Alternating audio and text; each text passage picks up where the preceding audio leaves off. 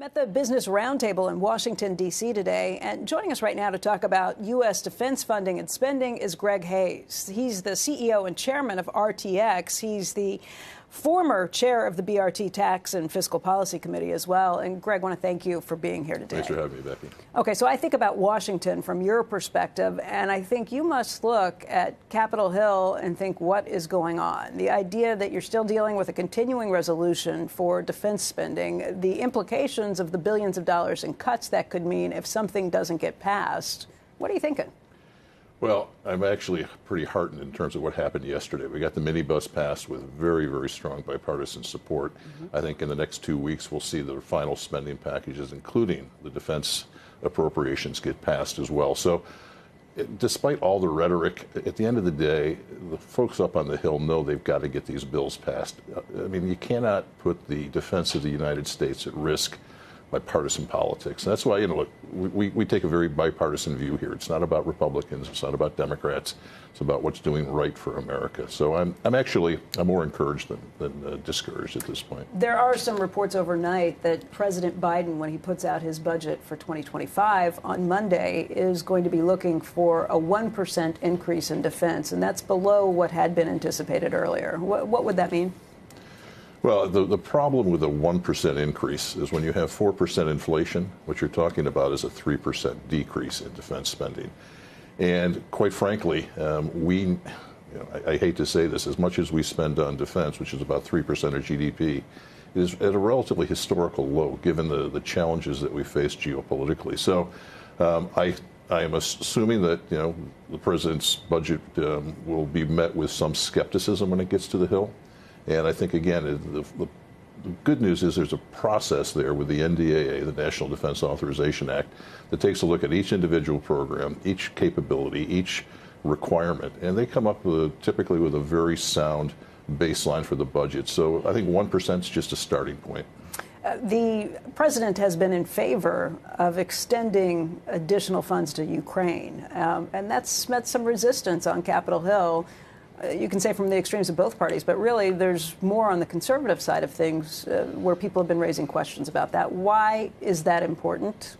So I think we talk about the supplemental and spending another 40, 50, 60 billion dollars for Ukraine's defense. The fact is, what most of that money will do will go to support American defense industries here in the U.S.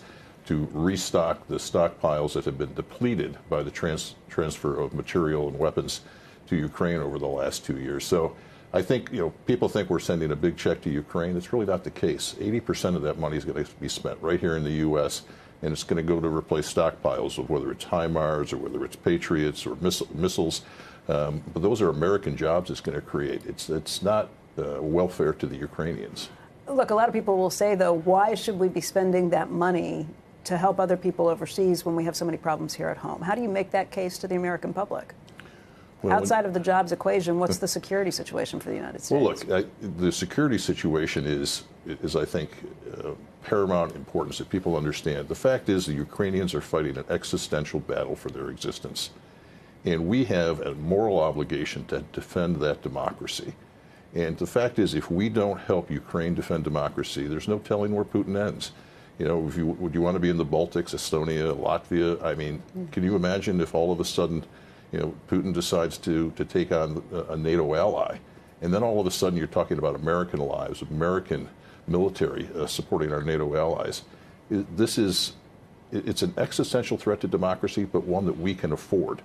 I think, again, we're not talking about the difference between guns and butter. We're not giving short shrift to Americans in any way, shape, or form, but this is money well spent. And again, keep in mind, hundreds of thousands of Ukrainians have lost their lives defending the country, no Americans. And I think we just have to keep in mind that this is the right thing to do. Greg, yesterday, Palantir won a defense contract for the Titan program, an AI-based program for mobile locations that can really help with AI and advanced learning, advanced computer learning on the battlefield. How much of a setback is that for RTX, and what's the future of AI when it comes to defense? Well, first of all, kudos to Palantir and to Alex Karp, who runs the business. They've got a great product, a great AI product. And we compete against them in a number of different applications. But in this case, they want a big program. And while it's disappointing, it's not the end of RTX in any way, shape, or form. But the fact is, AI is the future of defense. And if you think about how do you connect the battle space, and one of the challenges that you have today is you have all these disconnected systems, whether if you're on a ship, if you're on a submarine, if you're an aircraft, how do you make all of those systems talk to one another? And that's where AI is going to come into the battlefield, to give the combatant commander real-time information. Instead of waiting weeks or days for information in terms of how to prosecute the battle, we're going to give them that information instantaneously through the connected battle space. So we're just at the very, very beginning of seeing what AI can do, but I think it's going to be the preeminent technology or game changer as we think about defense policy in the next decade.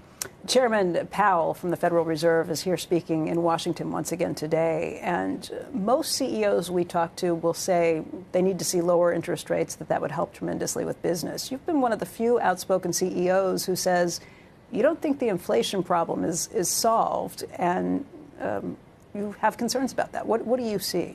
Well, look, inflation is not dead. We still see inflation around 4.1%. You see unemployment at 3.7%. I mean, the most recent readings are closer to 2.7% inflation. Well, it depends what you're looking at in terms of core inflation versus what we're seeing across the board. But inflation is still out there, and it's really being driven by labor cost. And when you have 3.7% unemployment in this country, there are not nearly enough workers for the jobs, and that's putting upward pressure on wages, and it's upward pressure on interest rates, I think. So it's hard to say we need to drop rates back down to what they were during the pandemic.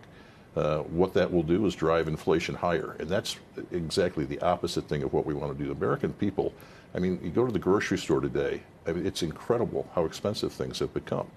And what we really need to do is figure out how to create more jobs, more opportunities for people to have good paying jobs in this country, as opposed to lowering interest rates. I think, again, it's not the solution today.